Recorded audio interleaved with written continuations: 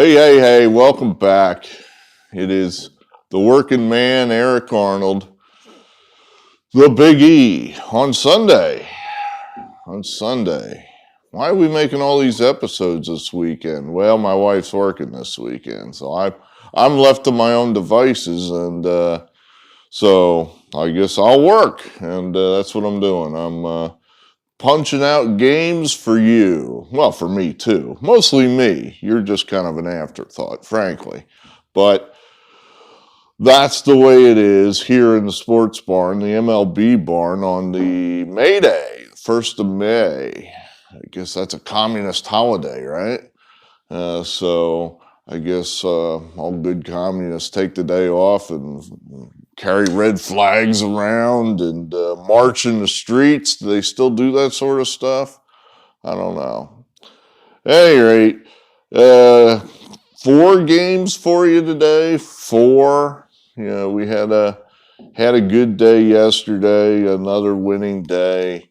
Early, we had the Cardinals. That was a loser. That something's going on right now. Just no one's hitting. I mean, no one's hitting. It seems like every game I watch is just 12, 13 strikeouts, a handful of hits, very few walks, it seems. It just seems like pitchers now have hit their stride and they're throwing as well as they'll throw all year long. And the hitters are still behind. Their timing is not there yet. Their bats are slow. I mean, fastballs right down the middle, and they can't handle them. I mean, you know, okay, 95 mile an hour fastballs, but a major league hitter should be able to turn around a 95 mile an hour fastball down the middle. That's a pitch he should handle. They're not doing it. They're just fouling them off or just missing them entirely. I think it will turn around at some point. I think what'll happen, and this is maybe an esoteric over-under discussion that we're getting into here. I don't really play those too much, if at all. I'm sure right now unders are cleaning up at the moment. I haven't checked those numbers. I don't know that for a fact. Just feels that way because there have been so few hits in the games that I've played. But I think what will happen is as the season wears on, a lot of pitchers will get hurt because they always do. Then no one seems to know how to pace themselves and maintain their arms, their bodies for a 162 game schedule. So the good pitchers will start getting hurt. They'll start bringing in bad pitchers or guys that have lesser ability. They'll be worse. They'll be all over the place. They'll walk guys, have no command. The hitters will start to catch up. Their their timing will get better. They'll get quicker. They'll get shorter. These long, ridiculous home run swings. Plus, it's easier, I think, to hit a guy that cannot throw 96 with movement. The lesser pitchers they're going to bring in, they're not going to be as good. So the runs will start coming as the season gets longer. Probably after the All-Star break, that's where you're probably looking for your overs, where they're going to see some runs scored then. That's just a thought. Well, I'm not actually going to follow up and play that thought, just a thought. All right, before we get, what else did we have there? You know, we lost with the Cardinals. I lose my train of thought so easily these days. Blue Jays came through for us, another squeaker. And the Rockies came through for us, another squeaker. Reds are just, I didn't understand that game. I thought, I'm losing this game. As I'm watching this game, it went just the way I feared, where the middle-aged man, the guy that's like 29 years old and has finally broken in with the worst team in the league, with his chance now to maybe stick in the show and possibly make some bucks here, maybe change his life. He pitches well. And he's shutting out the Rockies in Coors Field. And I'm thinking we're in big trouble here because we're not getting anything off this guy. So the Rockies get one single. Get kids at like 70 pitches or something. They get one single to lead off the sixth inning, and here comes David Bell. Left, right, left, right, left, right, out to take him out. It's like, yes, yes. I mean, I felt bad for him. It's like, that kid's going to be thinking, what? Damn. I mean, talk about no room for error. And it wasn't even like a rocket. It was a routine ground ball that just happened to find a hole in the left side of the infield. And that's it. Here comes David Bell doing his best Sparky Anderson imitation, which is not a very good imitation because Sparky Anderson's a Hall of Famer and David Bell is, what's the opposite of a Hall of Famer? Suck? Yeah, so he goes out and yanks the guy.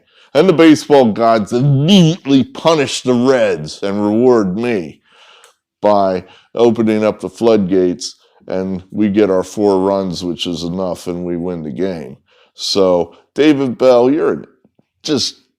oh man, why do they not just fire this guy? I mean, 3-18. That's what the Reds' record is, 3-18.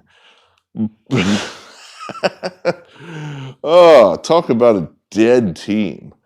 But, all right, before we get to the picks, I have one thought on the NFL, on the local team, my favorite team, the Philadelphia Eagles. The Philadelphia Eagles had their draft, and I guess my brother's ecstatic. I think he's already polishing the Super Bowl trophy in his mind. He's breaking out he actually bought himself a championship belt, which oddly enough, he bought it, if I remember the story, I think he bought that in the summer of 2017. I think that's what he did. And then just as it happened, the Eagles actually did win the Super Bowl in 2017. So like 6 months after he bought this championship belt, he actually gets to wear it and not be using it incorrectly. He actually had a championship. So he's looking to break his belt out again here this upcoming football season. He thinks he's got it kicked now, except the fact, of course, the Eagles team really doesn't have a very good quarterback. And that's what I want to bring up here. The Philadelphia Eagles, my favorite team in the NFL, we have Jalen Hurts. He's our starter. Jalen Hurts, he of Alabama, he of Oklahoma, he who was benched for Tua Tagovailoa. He is our starter. Washington State's Gardner Minshew, the excitable one, he is our backup.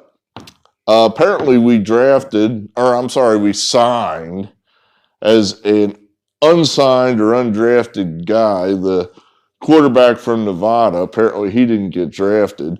Carson Strong, so we signed him. So I guess at the moment, this is our quarterback room. All right, Howie Roseman, can we stop dicking around now? Can we just stop being stupid? The man was released. The guy, the one, was released this weekend by the Chicago Bears. Can we just go now and go get this guy? He's available for a song. He's the man who brought us a Super Bowl. How can we deny him again? Nick Foles is better than all these guys put together. And he's just sitting out there on the free agent market for next to nothing. We could bring this guy back. Holy cow. I mean, what are we doing? Bring this guy back. He only walked on water for this team, brought us the only Super Bowl title we've ever had. And then we threw him over for 30 pieces of silver for that apostate Carson Wentz. How did that work out? Damn. How can we deny this man again? Bring him back. Nick Foles, I want this guy. This is like one of the only guys that I'll drop everything that I'm doing if he's playing. Yeah, I have very few favorite players. You could probably count them on maybe 2 fingers, maybe 1 finger. You know, Pete Alonso isn't quite on one of those fingers yet. But Nick Foles, man, this is a guy, if he's in the game, and it really almost doesn't matter who he's playing for, I will drop everything and watch that game. And, you know, that's just me. I'm probably the only Nick Foles, probably not even in Philadelphia do we have Nick Foles fans anymore. It's like they almost forgot what happened. It's like, do you forget this man? He won us a title. We were never going to win a title. And this guy, it was a stone cold miracle that we beat the Patriots with Nick Foles, who we thought was just a guy. And as it turns out, well, you know, he walked on water. And what can you do? Who can walk on water? Well, he did it. So, and here he's available for next to nothing. And he's better than all our quarterbacks.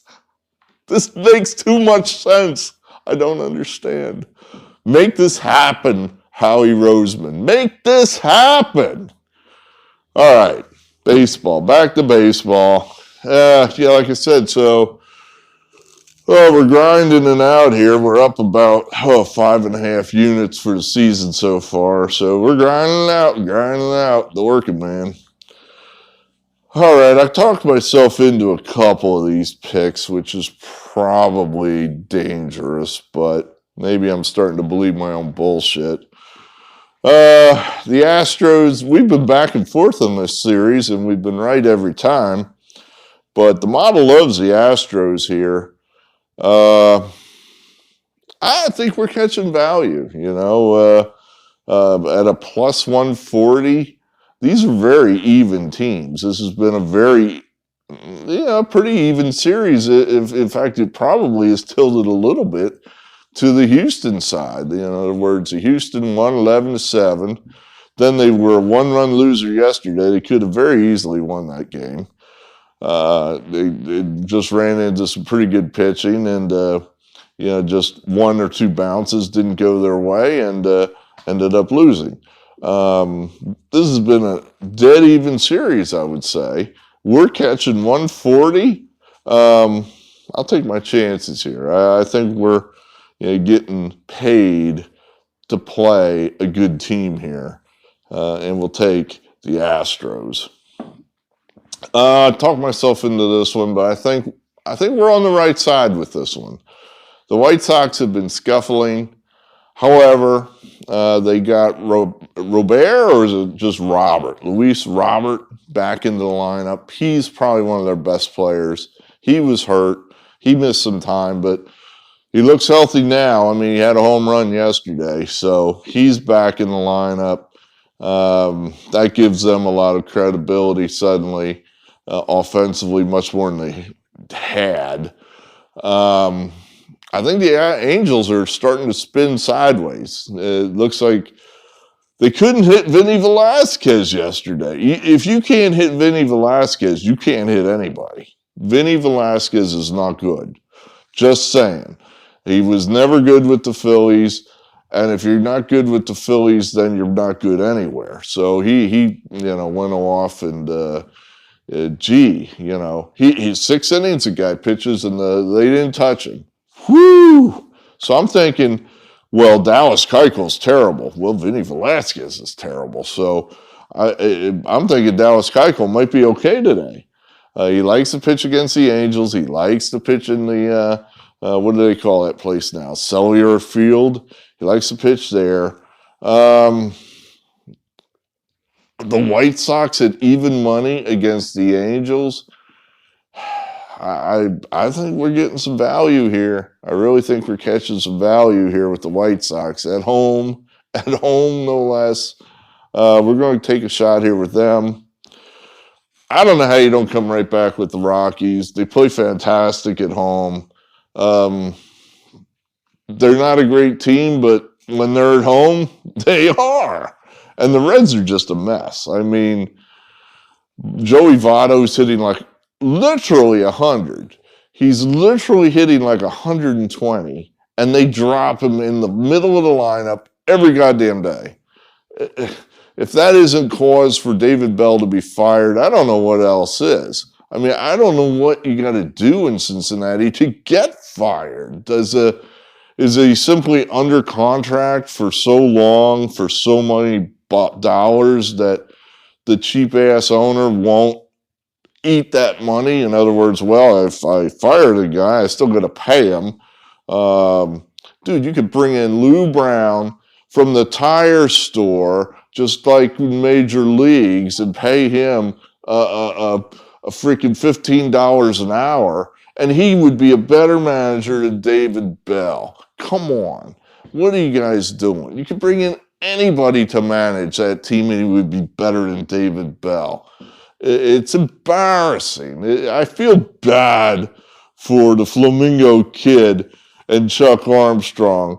These guys are actually legitimate Reds fans, and they're already starting to look up the Cincinnati Bengals schedule. They're like, when did the schedule come out? You know, well, I want to make plans to look up the Bengals because this summer's all washed. This is the worst Reds team we've had in, well, what, 3 years? 4 years, 6 years. It's a bad team. So, come on. But we have to try to take advantage of it. We have to try to come back here with the Rockies. That's not a hateful price.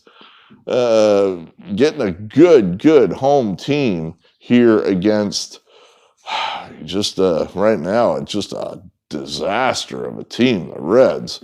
So we'll try again here with the Rockies.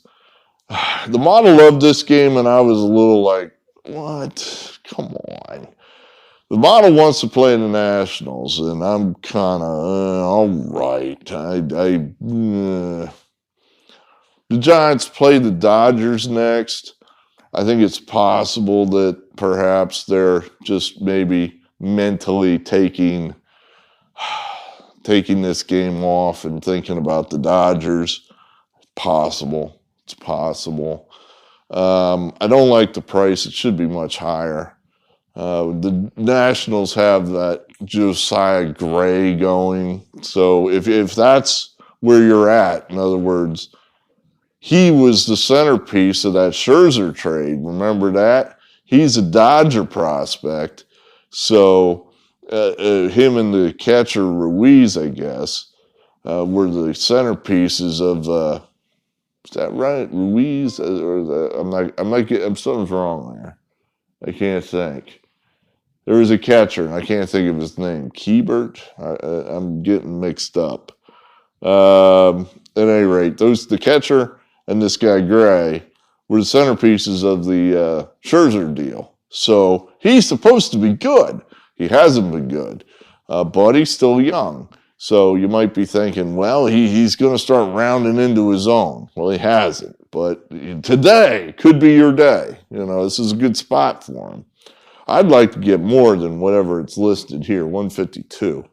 I'm going to wait till 4 o'clock to play this game. Hope the number comes up. I think it should go up. I hope there's not this wave of Josiah Gray money coming in. I don't know why there would. But so that's what we got there. Those 4 games. It's been a plus week here, so I'm kind of hoping that we don't all give it away here today. I feel pretty good about some of these games. The Astros are generally pretty good to us. We generally are on the right side of the ledger with that team. Feel pretty good about the Rockies. That team's generally pretty good to us. White Sox, I feel, the only one I feel nervous about are the Nationals, which means that one will probably win. So that's what we got here for you. Now, before I sign off, I glanced, Daryl, I did glance at your comment. I didn't read it thoroughly word for word. I will do that. Daryl's comment was along the lines of posting links on Reddit to the channel to, pump up the viewership. I got to give that some thought. And the only reason I'm a little hesitant about that sort of thing is almost superstition. In other words, remember when you were in grade school, or maybe more recently, one of your kids was in grade school, the kid would, there'd be a kid, no doubt, that would climb up on the monkey bars and he'd go, look at me, look at me. Well, what happened to that kid almost immediately after he did that? Boom! He would fall down, break his face, and you'd be lucky if you didn't get a hospital ride. I kind of almost feel that the baseball gods are going to do that to me if I start posting links all over the internet. Hey, look at me, look at me. And that'll be the end of our winning record. Like I said, that's kind of a little bit negative thinking, but I feel a little superstitious. Now, of course, if somebody else posts links, it's a free country, and I can't stop you from doing that. But I haven't decided, it's probably why I just haven't aggressively promoted the channel in other places, just because we're building a winning record. I want to make sure that I have something to show. In other words, I don't want to be that guy that's like walking around looking like a clown in his freaking barn and who loses. That really would be, ha ha, look at that guy, he's a jerk. Not only is his video's not very good, he loses too. It's like, well, at least the videos might not be that good, but we win. So we got that going for us. So, we have not professionally produced videos, but we do win. So we've got that going for us for now. At any rate, I'm going to give that more consideration, Daryl, and we'll give that some thought, and we'll see how we come down there with that. But I do appreciate the input. I definitely appreciate the input. I appreciate all comments. That just keep the channel alive, keep it going, give me something to play off of. I like that. All right, that's all we got here for you on this Sunday. Good, great, thanks, and we'll talk again. Well, our summary video will be tomorrow. We're going to take a day off here, though, Monday or Tuesday. I'm not sure of that. Signing off.